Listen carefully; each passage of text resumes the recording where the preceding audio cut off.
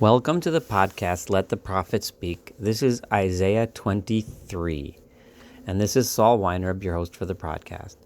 In this chapter, Yeshayahu, Isaiah, continues the Masaot, or the burdens, as he turns his attention to another nation, of the time the state of Tyre, or Tzor in Hebrew.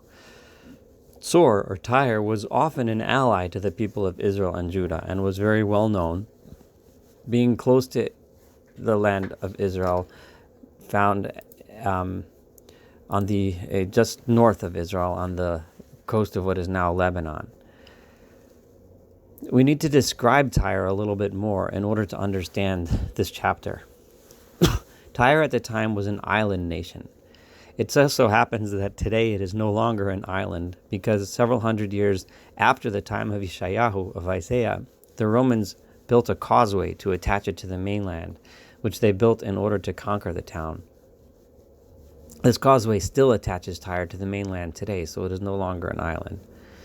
Now, because of the extremely convenient location of Tyre, it had become the center of shipping and commerce throughout the Middle East. Nations from all around the Mediterranean would bring their goods to Tyre and its sister city, Sidon or Sidon, was also part of the kingdom of Tyre. So during this chapter, Tyre and Sidon are mentioned often together as part of the same kingdom. Ships would come from everywhere and trade their goods for other goods and for money, and the goods would then get shipped from there to all sorts of destinations in the Middle East. The people of Tyre were therefore very wealthy, and it was generally in their best interest to maintain good relationships with all the nations in the area and to maintain trade. This is why they were usually not involved in the big rivalries of the time. Though the Assyrians did eventually attack them, as they did oppose the Assyrian Empire, as we've seen earlier, along with the northern kingdom of Israel and Aram, when they allied themselves against Assyria, a rebellion which eventually was quite ill-fated. Most commentators assume that the destruction of Tyre referred to in the chapter we're about to read refers to the Assyrian destruction of Tyre. But again, I'm not going to concentrate on the specific event, historical event being prophesied, as we would rather concentrate much more on the meaning and purpose of the chapter. In this chapter, Yeshayahu addresses another common type of corruption and source of arrogance, of which the people of Tyre were guilty. He then also prophesies about how Tyre can and will eventually overcome this corruption and learn how to properly use their wealth. People that make their wealth and money through commerce rather than the work and labor of their own hands often fall into the trap where they can't and don't appreciate the value of the hard work, and often look down upon the people who have to labor for their sustenance. Such people can become arrogant and prideful, and end up hoarding their wealth and amassing fortunes for themselves, instead of using their wealth to help others. It is this sin which Isaiah is addressing here, and we once again see the process with which we are now familiar from the other Masaot. Yeshayahu never revels in the downfall of the other nations, even the nations that were the enemies of Judah, but rather he tells them of their sins because he looks forward to the time that the lessons will be learned and the restoration of their honor as they serve God properly with social justice and righteousness. Once again, we will see how Yeshayahu predicts the ultimate redemption of the people of Tyre and the inclusion of the people of Tyre in the idyllic new world which Yeshayahu is consistently prophesying about. Let's begin with verse 1. Masat Tzor helilu aniot Tarshish, ki shudad mi bayet mi bo, me'eretz kitim niglal amo. The burden of Tyre. Cry out, you ships of Tarshish, because the destroyer is coming from within the house. As the people of Kitim, usually considered the island of Cyprus, were exiled there. I will diverge quite a bit from what many of the commentators say to explain this chapter and point out that despite the fact that this is a pronouncement or a burden about Tyre, we will see in verse after verse that much of the suffering that Yeshayahu discussed, that the suffering that comes from the destruction of Tyre, is suffering by the nations which depended upon the trade that took place in Tyre as a market for their goods and a source for needed goods and money. This is typical. When the market fails, it is the other nations that depend upon that market that end up suffering the most. This verse is saying that destruction is coming me by it from within Tyre. But the ones who are crying are the ships of Tarshish, a far-off kingdom in the western Mediterranean, and the people from the land of Kittim, Cyprus. And it was revealed to them as well as they suffered due to the loss of Tyre. Domu Yoshvei, moan, you dwellers of, not moan, be silent, those of you who dwell on the island of Tyre. Socher Tidon over Yam Hiluch. Be silent, you traders of Sidon. Remember, that was also part of the kingdom of Tyre, which was another one of their cities of traders. Be silent, as the seas used to be full of seafaring ships bringing money and goods to your port. This term, be silent, is reminiscent of the term used in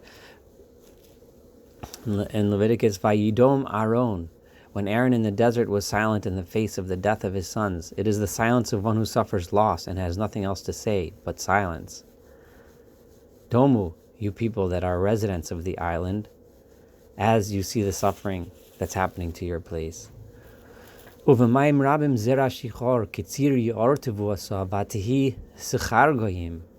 Your revenue and profit came to you from over the waters.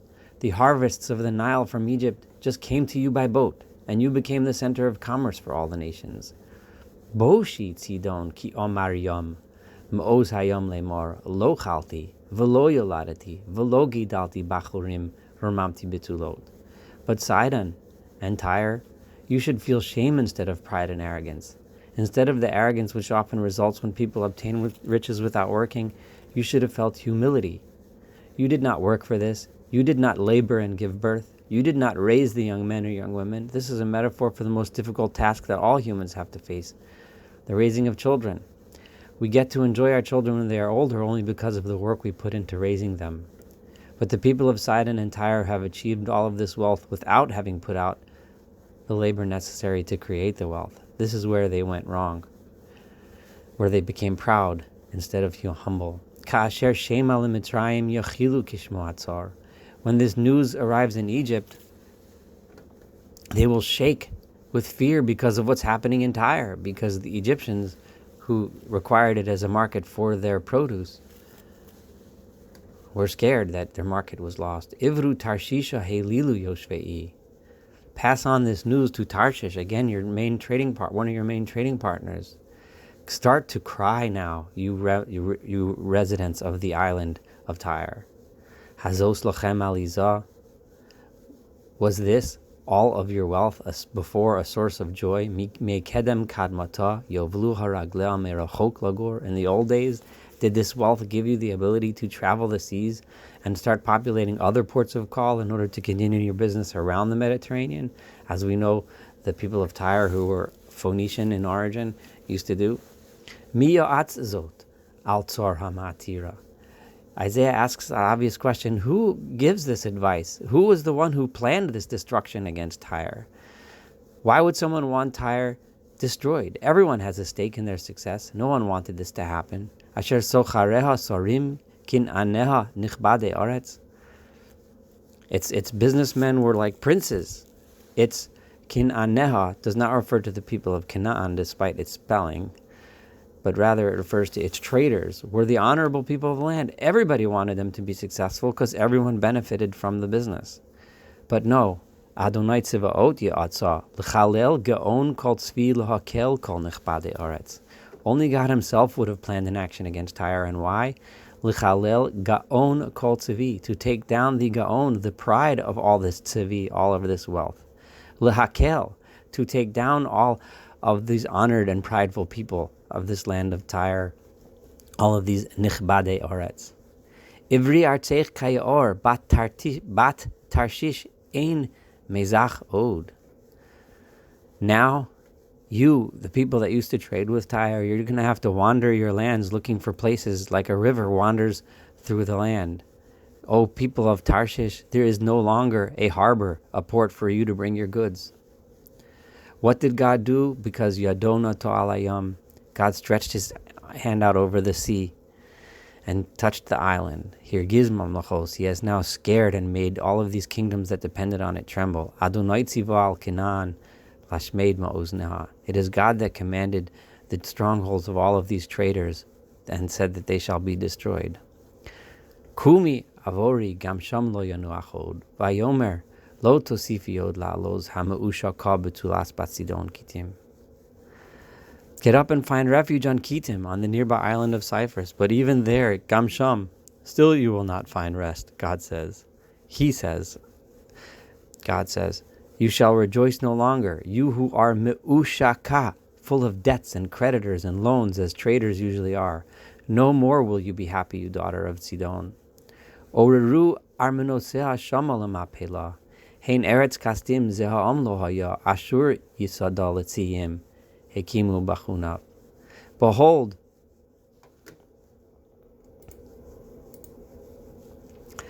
the land. I'm sorry, I read that wrong. Hekimu bachunav oreru armanutea samalam apela. You think that money and wealth will make you last forever? Look at Chaldea, the Eretz Kasdim. The Assyrians built them up too, raised their towers, and the Assyrians themselves tore it down. Helilu aniyot Tarshish. Now go ahead and cry, you ships of Tarshish, Kishu Dad Ma'uzchen. Your stronghold, the place where you used to do business, is now destroyed. And it will be on that day when this destruction happens. This proud place will be forgotten for 70 years. Just like the lifetime of a king. Isaiah takes up his prophecy again and says, Tyre will not be gone forever. Just long enough to learn its lesson, but for a long time. 70 years is a number usually used to signify a long period of time, but not forever, like the lifetime of a king. He ends with the metaphor like the song of a prostitute. This is unusual as a metaphor, and various commentators explain it differently. I understand it as follows. The song of a prostitute is meant to entice the listener to become a customer of what she is selling.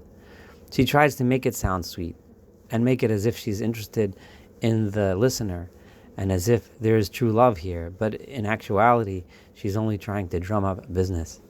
It's only done for selfish reasons. In this sense, the destruction of Tyre also brings out the truth that relationships based on money and economy alone are false and fleeting. Only the types of economic relationships that are also based on justice and righteousness are the ones that will truly last. Listen to the next few verses and you'll see how this complements and supports the interpretation I just said. Kichi kinar sobi irzona. Go ahead, now that Tyre is destroyed and we're in that 70-year period, take the harp. Go about the town, zonanish gacha, you forgotten harlot. Hey tivi nagain harbishir leman tisacheri. In order to be remembered, sing a lot. Take your harp now, the one that used to sing sweet and meaningless songs. Now go and sing true songs of love in order to remember Lamanti Zocheri, in order to remember God properly. So that after the destruction, then you can start singing songs of true love. And it will be at the end of 70 years, God will remember Tyre. After that time lapse, she will resume being the harlot, or the prostitute of the rest of the world. Only this time it will be very different. The etnan, the presents being given, will be very different. In what way? Then her business and her hire and her profits will be holy to God. They will be not amassed in fortunes for the personal benefit of the businessmen, but rather that all that profit will be used in order to do business with, all that business and money and profit will be used for those that sit before God. In order that the people that need food to eat will have it, and nice clothing for the people that require it. The people of Tyre will finally understand the true purpose of all of this commerce and wealth. That is to help the poor and the needy. Thank you so much for listening to Isaiah 23. Looking forward to studying chapter 24 together.